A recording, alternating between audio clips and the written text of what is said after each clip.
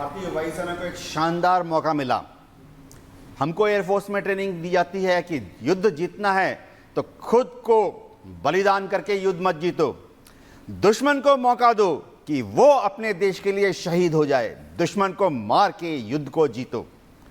मैं एयरफोर्स में 34 साल काम किया और गर्व के साथ कहता हूं कि मेरा जो विमान था MiG-23 वो दुनिया के बेहतरीन फाइटर विमान में से एक था। MiG-23, MiG-27, Miraj 2000, MiG-21, MiG-29 सभी ने कारगिल के युद्ध में बहुत ही शानदार योगदान दिया। जैगुआर, मिराज 2000 इन्होंने वहां पर लेजर बॉम्बिंग की। ये इंडियन एयरफोर्स के लिए पहला मौका था जब लेजर गाइडेड बॉम्ब्स हमारे एयरफोर्स के बहादुर पायलट्स ने कारगिल के ऊंची ऊंची हाइट्स पर रिलीज किए। मैं आपको बता दूं कि हमें मालूम था कि हमारी इंडियन आर्मी के जो अफसर हैं, जवान हैं, उनके ऊपर बहुत ज़्यादा दबाव है। रोज़ खबरें आ रही थी कि हमारी इंडियन आर्मी फ्रंटल असॉल्ट्स में जब ऊंची ऊंची पहाड़ियों पर हमला कर रही थी तो उनके ऊपर से फायर आ रहा था। दुश्मन को फील्ड ऑफ फायर बहुत अच्छा था, दुश्मन का फील्ड ऑफ व्यू बहुत अच्छा था, इसीलिए हमारी तरफ से जवानों की और अफसरों की शहादत, कैजुअल्टीज बहुत ज़्यादा हो रही थी। ऐसी हालत में जब air headquarter ministry of defence ने डिसाइड किया कि हमारे ग्राउंड अटैक एयरक्राफ्ट को वहाँ डिप्लॉय किया जाए ताकि हम हवा से दुश्मन की जो बंकर्स हैं, सेंगर्स बोलते हैं, वहाँ पर पाकिस्तान की आर्मी ने पहाड़ों के ऊपर रिंग डिफेंसेस बना लिए थे, उनके ऊपर जब हमारे विमान गए उन्होंने हवा से दुश्मन के जो टारगेट थे उनके ऊपर रॉकेट दागे, मिसाइल दागे, लेजर गाइडेड बॉम्ब गिराए। इससे हम उम्मीद कर रहे थे कि हमारे जो प्रहार शक्ति है उससे दुश्मन के पोस्ट में खलबली पैदा हो जाएगी, वो कुछ देर के लिए भ्रमित हो जाएगा, डिसऑर्गेनाइज हो जाएगा, और उसी मौके का फायदा उठाते हुए हमारे बहादुर आर्मी के जवान और अफसरान ऊंची पहाड़ी पर हमला करने में कामयाब हो जाएंगे। बहुत बदल गया है तब से लेके आज तक इंडियन एयरफोर्स। आज मैं आपको गर्व के साथ कह सकता हूं कि हमारे पास ना सिर्फ लेजर गाइडेड बॉम्ब्स हैं, हमारे पास जीपीएस गाइडेड बॉम्ब्स हैं।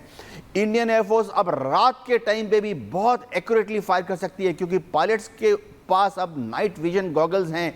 एयरक्राफ्ट में जो सेंसर्स हैं वो रात के टाइम में भी दुश्मन को ढूंढ सकते हैं।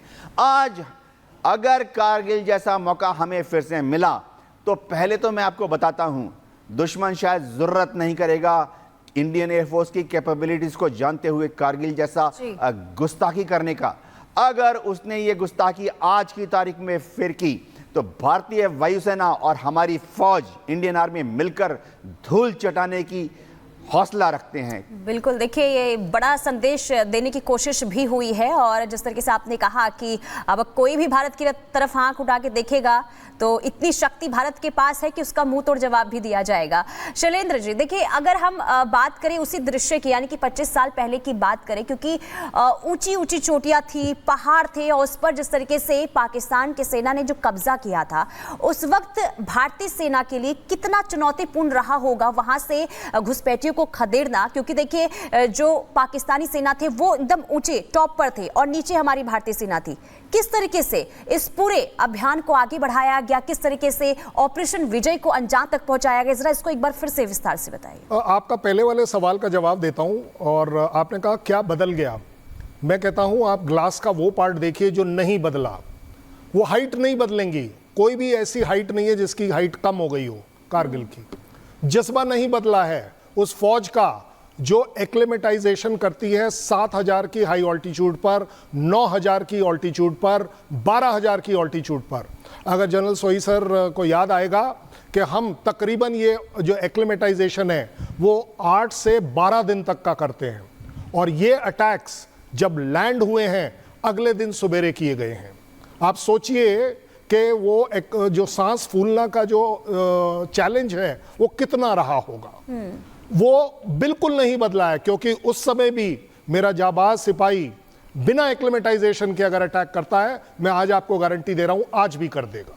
और मैं आज ये बड़े फक्र से कह पाता हूं कि इंडियन आर्मी ने ये जो लड़ाई लड़ी और जीती वो एक अपने आप में पूरी दुनिया में मिसाल है कि आप 14,000, 15,000, 18,000 की हाइट के ऊपर आप एक अटैक कर रहे हैं बिना एक्लेमेटाइजेशन के, टू दी एक्सटेंट के पहले 1-2 दिन अगर आपके पास स्वेटर था तो आपने सिर्फ स्वेटर में अटैक करना सोचा, आपके पास वो स्पेशल क्लोथिंग नहीं थे। आज वो स्पेशल क्लोथिंग है हमारे पास। आज हमारे पास दुश्मन को डिटेक्ट करने के लिए काफ़ी कुछ चीज़ें आ गई हैं। हम दूर से स्टैंड ऑफ अटैक कर सकते हैं। पिछले बार मुझे बड़ा गर्व है इस बात पर कि कारगिल में हमने बोफोर्स गन का दुनिया में पहला और अकेला डायरेक्ट शूटिंग, मतलब आप एक तोप के गोले को एक गन की तरह इस्तेमाल कर रहे हैं, एम कर रहे हैं और फायर कर दे रहे हैं। और वो सबसे बड़ा सक्सेस था as far as Indian army is concern. पूरी दुनिया इंक्लूडिंग बोफर गन्स के मैन्युफैक्चरर्स इस बात पर विश्वास करने को तैयार नहीं थे कि आप एक इतनी बड़ी गन 155 mm जिसका 40 किलो का गोला, आप उसको एक गोली की तरह इस्तेमाल कर रहे हैं। This was amazing. जिस तरीके की इम्प्रोवाइजेशन इंडियन आर्मी ने करी वो अकेली थी जो कि कारगिल वॉर को जिता दे सकी। आपने पूछा तब और अब में बदला क्या है। मुझे लगता है एक बहुत बड़ी चीज बदली है और उसका क्रेडिट मुझे देना चाहिए। मेरी सरकार बदल गई है। अब ये वो सरकार है जो खुलकर तगड़े डिसीजन लेती है, वो अनप्लेजेंट डिसीजन लेती है, वो पाकिस्तान को चैलेंज करने को रेडी है। अगर कहीं कोई इंटरनल ऑपोजिशन है उसके खिलाफ लड़ पाती है। मुझे सिर्फ ये चाहिए। बिल्कुल, और ये तस्वीरें आपको दिखा रहे हैं जहां श्रद्धांजलि दी जा रही है, जवानों को श्रद्धांजलि अर्पित की जा रही है। देखिए 25 साल बीते हैं और वर्षगांठ मनाई जा रही है और ये तस्वीरें आप देख रहे हैं जहां श्रद्धांजलि अर्पित की जा रही है जवानों को।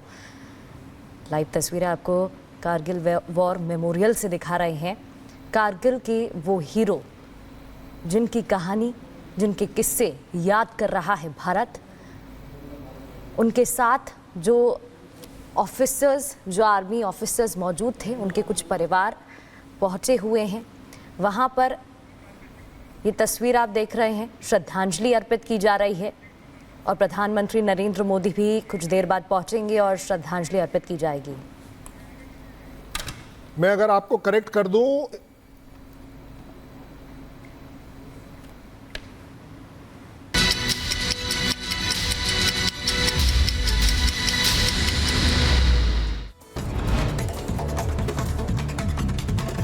करगिल विजय दिवस के 25 साल पूरे हो चुके हैं। विजय दिवस पर प्रज्वलित की गई है अमर जवान ज्योति, वीर भूमि पर अंकित है शहीदों के नाम।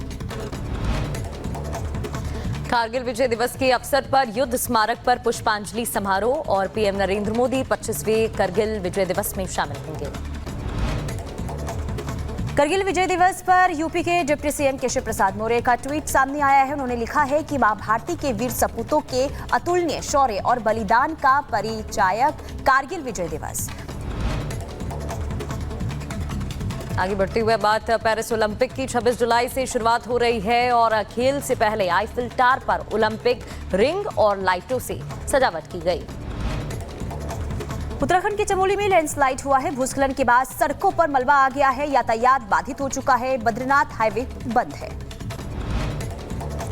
दिल्ली में भारी बारिश के बाद जगह जगह पानी भर गया है, सड़कों पर गाड़ियों की रफ्तार धीमी पड़ गई है, जनजीवन अस्त व्यस्त। पुणे के पिपरी चिंचवड़ में बारिश का कहर देखने को मिल रहा है। पानी में मोरे गोसावी मंदिर पूरी तरीके से डूब चुका है।